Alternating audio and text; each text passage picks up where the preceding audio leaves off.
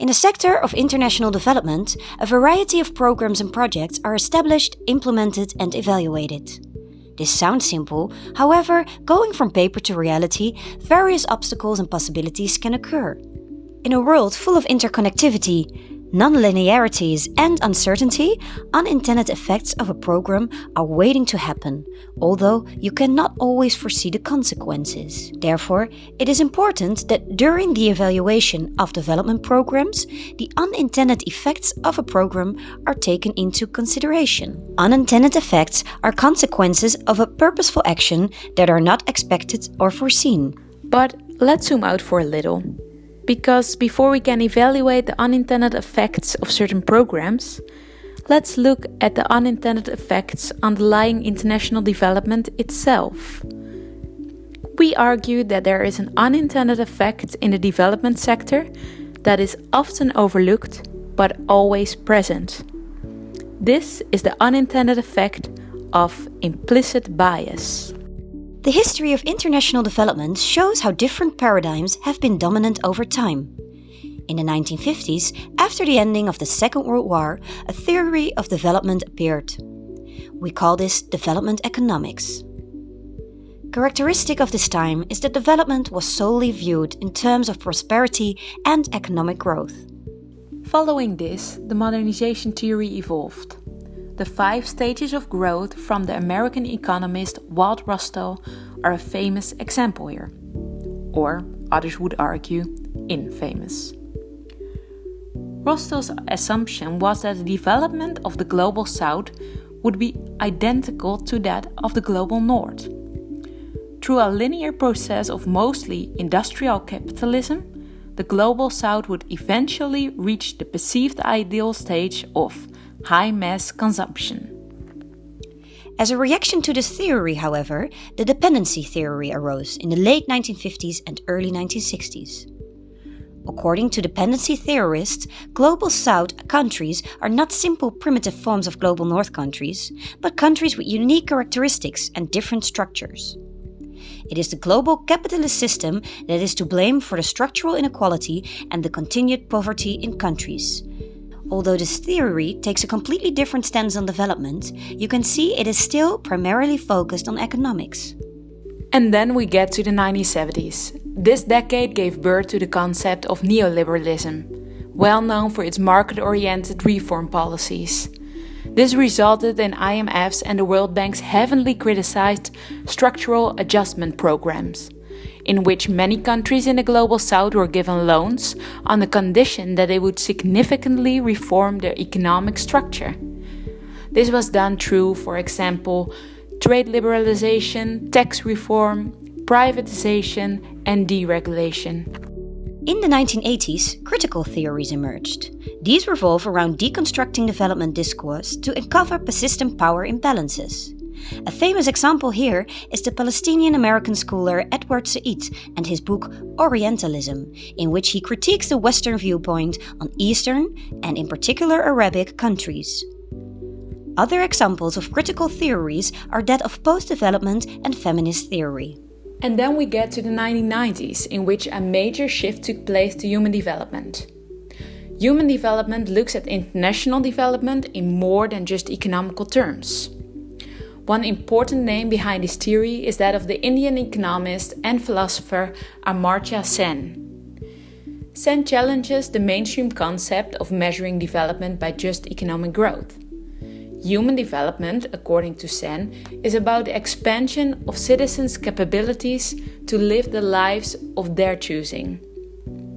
For Sen, freedom means increasing citizens' access and opportunities to the things they have reason to value. This also led to the Human Development Index, or HDI, of the United Nations, which is still used today. And finally, we move to the sustainable development of the 2000s. Sustainable development aims to meet the needs of the present without jeopardizing the ability of future generations to meet their own needs. This led to the UN's previous millennium and current Sustainable Development Goals, or SDGs. The SDGs put the responsibility of creating a more sustainable and fair world at both the Global South and the Global North. Although for some, this shared burden is perceived as inevitable in today's overpopulated, globalized world, others disagree. Instead, they believe Global South countries can better concentrate on meeting some of their basic needs before tackling issues such as climate change and gender equality. So, what does this teach us? International development has changed substantially over time. With different theories came different ideas and beliefs, often implicit, about the right way to practice development. Development is thus nowhere near a fixed concept, and human situations are complex. This shows the importance of also continuously critically reflecting upon the current dominant discourses in international development, as well as how this is affecting development programs. This might be achieved by the investigation of implicit bias that is often centered around moral beliefs. Let us illustrate this with an example of a case study around CSE at Curaçao. CSE, short for Comprehensive Sexuality Education, is a recommended way of sexuality education as put into guidelines by the United Nations. It revolves around a policy focusing on increased sexual autonomy and human rights. This includes topics such as contraception and LGBT equality too. However, at Curaçao, an island that is predominantly Catholic, the process of implementing CSE in schools is recontextualized in light of conflicting gender and sexual norms on adolescent sexuality.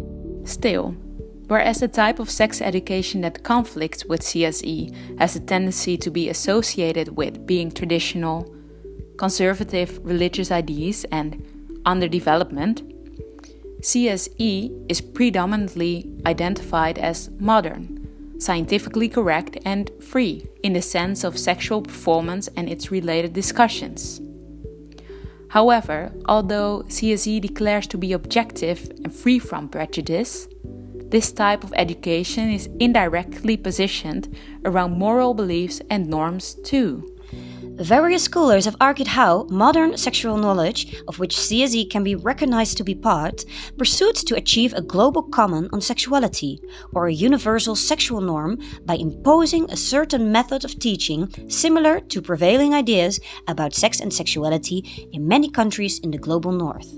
Following this example, one might argue how discussions around the adoption and implementation of certain programs in international development are often based on underlying assumptions on whose morality predominates. Although, of course, many development initiatives, including CSE, might result in many positive outcomes and increase well-being among people, it is crucial to be aware of these implicit biases. After all, we cannot help but wonder whether they might still originate from the global north's long urge towards achieving a global common or universal norm on the best way to live. So, what now? Questioning the moral dominance in international development, we have a few recommendations. The first is internal reflection. Actively look for blind spots in your organization. For example, this could be by critically reflecting upon what Knight calls the 3 dominant characteristic behaviors in development sector, which are egos, silos, and logos.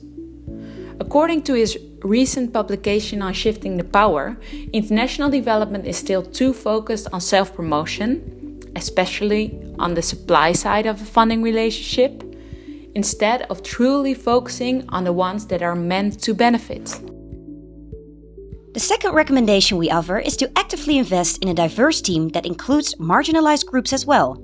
In such a team, the chances of having different voices heard and becoming aware of the paradigms you yourself are reasoning within are far more likely to become apparent. Thirdly and lastly, we propose to actively reflect on power. Power can occur in various ways. We argue that introspection is needed in order to become aware of the way the global north holds power, not only in terms of money, but also in terms of morality. A useful tool that will support you in this process is the Power Awareness tool from Partos. Okay, let's zoom in again. There is you. Following this video, we challenge you to ask yourself, what are the inherent beliefs that shape your thinking? And that of your organization? And your country? Thank you for watching!